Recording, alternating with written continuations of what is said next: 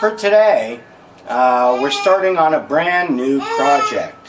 One of the big criticisms with living in a vehicle is that you don't have a lot of space.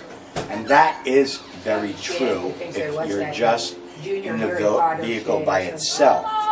But there are a lot of ways to increase your living space if you have a vehicle. The first and most obvious would be a trailer. And trailers can be had in various sizes and various configurations, from very simple to quite elaborate ones. And if you read some of my series on boondocking, you'll see some varieties of trailers that you could use. You can go anywhere from the basics of just a flatbed trailer and building on that to an enclosed cargo trailer, to a camping trailer, to a fifth wheel arrangement. You can get really big. Some of the rigs on the road are astounding in size. But it's better if you can keep your rig smaller. The smaller you can keep it on the road, the better. So for me, in terms of trying to expand my living space, the idea is more to add additions to the van itself. And those additions, to begin with, include awnings for the side, awning for the back. Those are the simplest additions you can make. I have a big beach umbrella that I can use over a picnic table. That increases my living space. So these are all ways to get more bang for your buck, if you will, out of what you're doing when you're living in a vehicle. To get even bigger than that without pulling a trailer, I had a discussion on the diner in our forum, which includes many people who are very concerned with the ideas of collapse and how to deal with it, and what my plans were for increasing my living space. And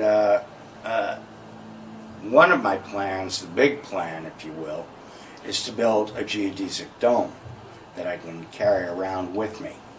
That dome is probably more than I will ever need. So I'm not sure I'll ever build it. However, the techniques involved in building such a thing and the costs involved are important things to discuss. Okay, we are back to cut the second strut of our geodesic gazebo here.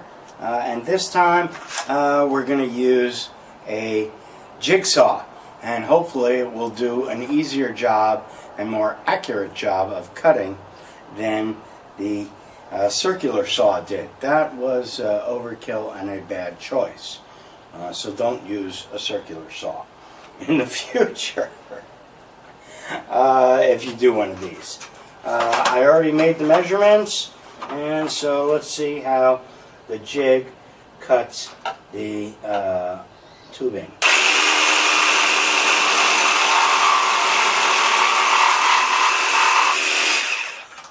Oh, that was much easier. Not to mention more accurate. So now I have my second strut, and if you compare it to the first strut, you can see that there's a substantial amount of difference. So in the future, making the rest of the struts that I need, I can use at least this one, which is really accurate, for a template for other ones, and I won't have to do the measurement. This one is about 1/4 of an inch off, and I'm not going to use it as a template. It still will work, especially in my application, because I'm not building a whole dome. But if you are building a whole dome, everything should be right on target. I'm not going to throw this one out, even though it is a little off. We all make mistakes.